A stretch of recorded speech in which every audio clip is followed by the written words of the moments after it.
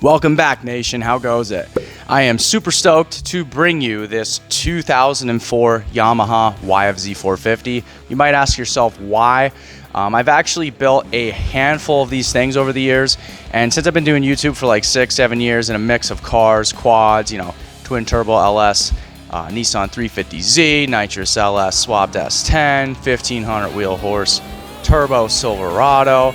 We've got a Mitsubishi Eclipse here. We've got Banshees, Suzuki Quadzillas. I've got CR500s, RMZ 450s, and I've never posted a yfz450 on the channel. Can't answer why, because I love them and I work on handfuls of these things and I know a ton of information about these quads, but I've just never really posted one. So today I'm bringing you one that I've had sitting in the back corner of the shop for the last 8 months, no word of a lie. You guys might remember this quad. Earlier this year I posted a short, which I'll show you guys a quick clip right here. Oh, 2Gs, bro. 2Gs. Not in gear. No gas. I didn't have to hit the gas. So I posted this short, and it didn't go viral, but it did really well for my content area. And I got this thing for a steal of a price. I got this for $2,000, running and driving, not well, might I add. Does come with a clean transferable title, and I got it from Scranton, Pennsylvania. So $2,000 in today's market for this, running, driving with a clean transferable title that's not stolen like everybody in the comments was saying, that is extremely hard to find in today's COVID-inflated market. This YFZ came with a ton of upgrades. It has stage 2 Elka front suspension. It has a Hauser extended steering stem, which for a big guy like me is a super solid bonus. It has a steering stabilizer, Alba front bumper, full Hauser extended A-arms. It came with these sweet trick Baja wheels, which they're 8-inch in the rear and you can't even buy those anymore. It did not come with the special edition yellow plastics, although I had those sitting from another buy that I swapped the plastics out because I love the yellow and I think it would look pretty trick with the red once we clean this thing up, of course. It does have some Nerf bars, a few other little goodies, and I also do have a pile of parts sitting with this quad currently and a bunch more back on a shelf that I'm not going to put on in this video. I think today we're going to stick with checking the valve clearances. This thing did run, but you could hear a slight tick, and also the rev, it kind of like topped out and hit some sort of rev limiter. So I think we're going to tackle that. That's probably just a jetting issue.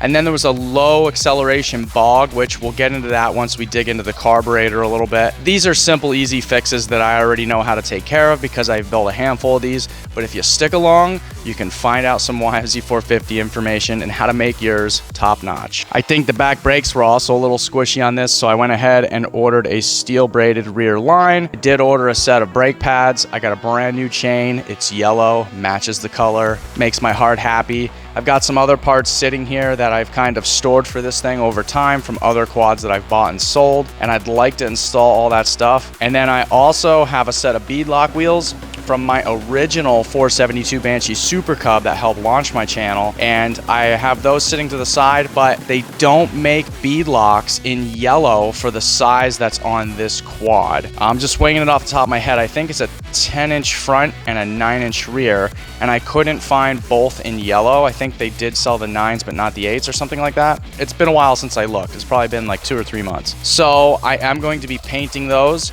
and I think this thing will look super trick when it's done. So if you think this thing's gonna be a ripper, sit back, smash the subscribe, like, share, and enjoy. First things first, since we have a bunch of brake work and wheel exchanging to do, let's start with removing the blue Hyper beadlock and getting those scuffed up and cleaned up. We'll start with a grinder sanding disc to remove any imperfections. Then we'll grab some 2-in-1 primer and paint spray enamel from your local hardware store. I'll choose enamel because I like how hardened the paint becomes when it's dry, giving it just that little more toughness for getting beat up on those trails. We'll give these babies about 4 to 5 coats in total, letting each layer flash dry for about 15 to 20 minutes between each new coat. These will dry to the touch within 1 hour after your last coat and fully cured within 24 hours. These are what the finished product looks like. With the wheels out of the way, let's move on to the front brake pads. I also noticed the front right wheel bearing needed to be changed, so we'll start by getting this bad mamma jamma up in the air and removing the wheel. Then we're going to finish removing the hub assembly. This one was hectically stubborn, so I opted for some WD-40 combined with a little bit of my friend Fire! We'll pop the old seals out and knock the old bearings out with a punch and a hammer and knock the new ones in with an old socket. Once we get the hub assembly reinstalled, we'll move on to the brake pads.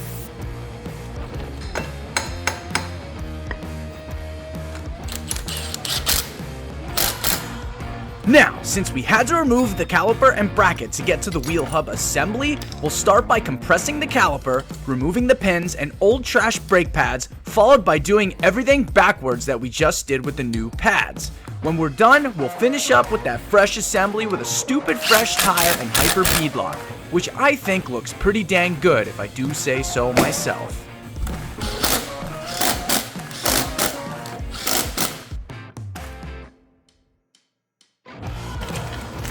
Next up, let's tackle the rear end. We'll start with the bright and beautiful yellow chain. Unfortunately, on the original chain that came with this ATV, the previous owner left me the joy of cutting off the master link they welded on instead of just buying a $6 master link.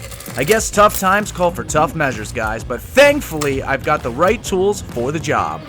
Don't forget, when you're done installing the chain, you want about a ½ inch to a maximum of 1 inch of free slack in the chain, especially with new chains because they will stretch much easier in the beginning.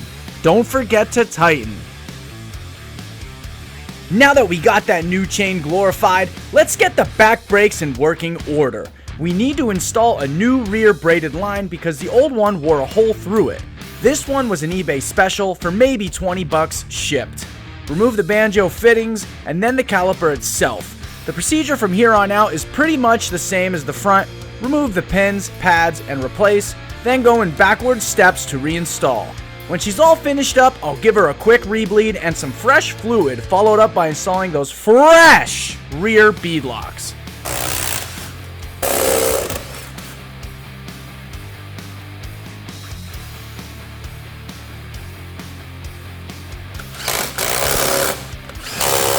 Man, this thing's really starting to come together. We still have a ton of work to do. Let's get moving on to that carburetor. We will start by removing the airbox tube and loosening the intake bolts since there is no throttle cable or airbox on this bad boy. Once we get her off, we will take it over to my workbench. We'll take the float bowl off so we can get a real good look at those jets. I immediately noticed that the air screw setting was incredibly wrong at only one turn out. I also decided to replace this with an aftermarket screw so I can adjust it on the fly out on the trails. Factory spec should be between 1.5 and 2.5 turns out. Anything else requires a pilot rejet. The main jet was way too big at a 185 main for a mostly stock motor with an open airbox lid and just an HMF full pipe.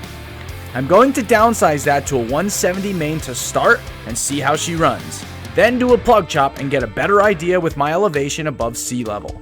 Once I'm done, I'll reinstall everything, including a brand new throttle cable.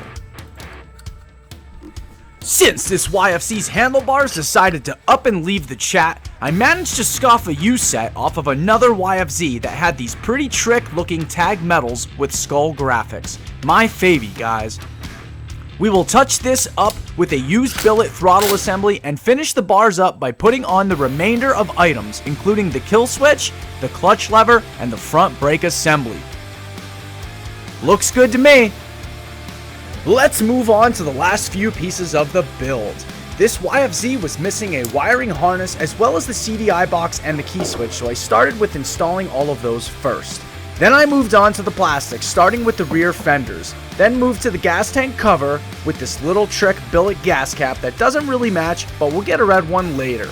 Then slapped the fronts on, which these had this aftermarket hood assembly that I thought was pretty trick looking. Finished it up by setting the side covers on and that beautiful Quad-Tech seat, which is what originally gave me the inspiration to do the red and yellow themed YFZ all to begin with. Now sit back and enjoy this crazy cinematic, guys.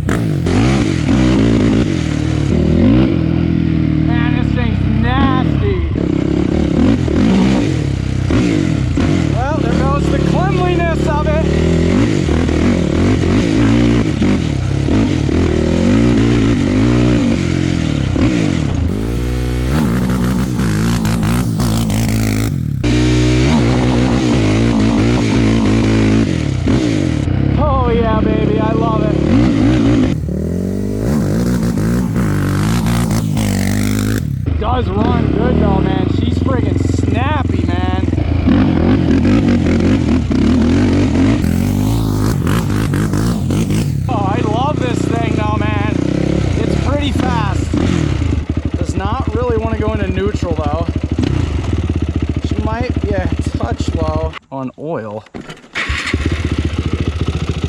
We'll check it out when we get her back in the shop. Wow, look at this thing though. Freaking epic, man. These things run great. There's not even really any modifications done to this yet. We didn't do the cam mod. We didn't even do the zip tie mod.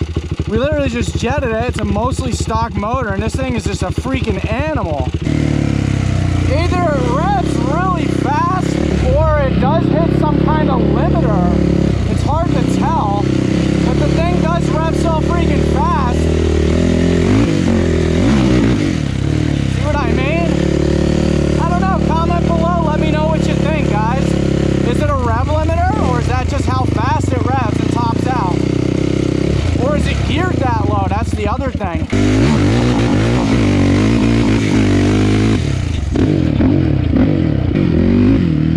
Alright, before I get my butt chewed, I ain't tearing up the grass down here. I ain't looking to end my marriage early, guys. It's so wet out though.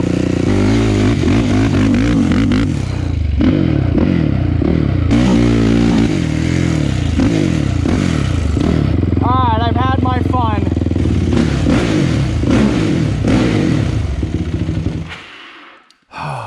I dig it. What y'all think? Let me know in the comments below.